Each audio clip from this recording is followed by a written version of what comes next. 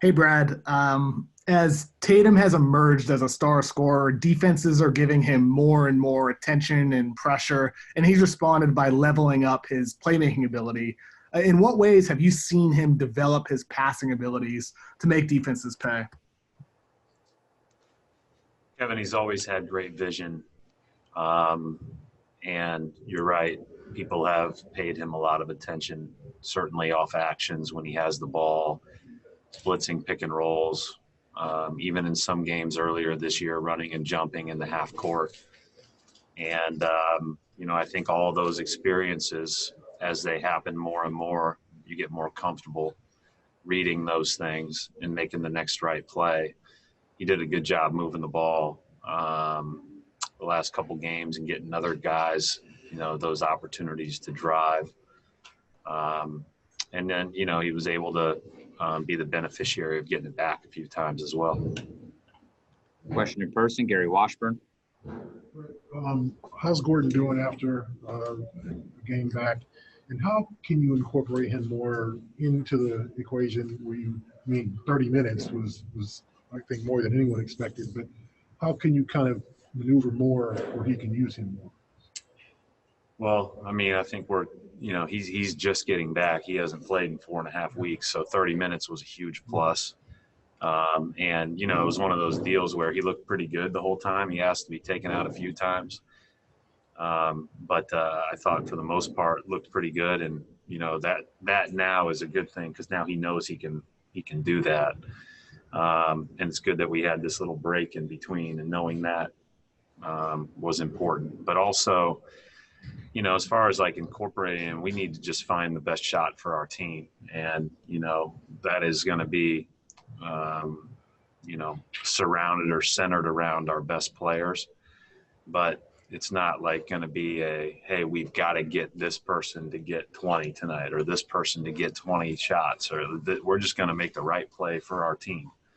And that's all that's all we're focused on. That's all we want to do. And he's good at that. He's good at playing off the ball, and he's good at cutting. He's good at making the next right play. And he's okay if he doesn't shoot it 15 times. That doesn't bother him one bit. Question in person, Rebecca Harlow.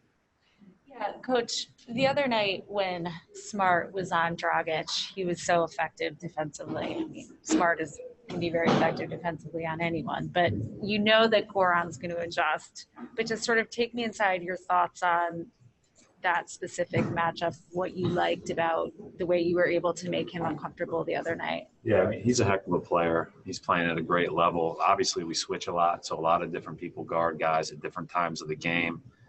Kimba was on him a lot. Jayson was on him a lot, but Smart did spend more possessions. And, Smart, our goal as a team is to impact the ball. And if we don't impact the ball, then we're probably in trouble.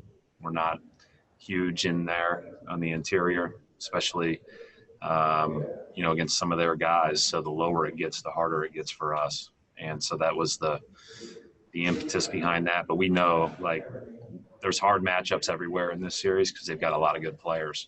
And no matter who's matched up on who, we've got to be at our very best. Abby Chin. Brad, I have two questions. One, I know that the break is good for Gordon and getting him healthy, but how jarring is it after you guys have been going every other day for, over a month now, to have this long stretch without a game? And then my second question is, we saw more of your top 5 lineup, I think, than we had in the regular season. What did you see in film from that group, and what's encouraging about that? Well, the hard part about that is we never had all 5, or very rarely had all 5 available during the regular season before the hiatus. It was only like 12 or 13 games. And then when we got here, Kimba wasn't practicing for the first few weeks. So we never really got into that stuff much. The idea is that, we have to get those guys on the court as much as possible. And I thought their defense together was great. And, obviously led to some runouts there late in the first half that were huge baskets for us heading into halftime of that game. But we have to get more crisp with that group. But certainly, you know, in the playoffs, the more you can play your best players, the better. And those are our 5 best. And with what you said earlier, I just think it's in the 4 days. You know, I was saying today that when we first got here, this place was bustling, right? There were 8 teams that were here. There were tons of people. The other 14 teams were shuttling in and out and practicing in this building. And now in a lot of ways, this hallway feels empty. And so even though back Miami and Denver and LA, we're all still here, but it feels like a lot less people. So the 4-day break feels a little eerie, to be honest. Brian, Rob. Hey, Brad. Bam seemed to get loose a good amount there in the second half with the, you know, the handoffs and the slipping. Just how challenging is that for you guys to deal, like, try to contain them there and obviously stay tight on their shooters in those actions? Yeah, if a guy chasing a shooter is dead, do you jump out and take the shot away and let him possibly fake it, which he does great? Or do you know, are you late to the shooter?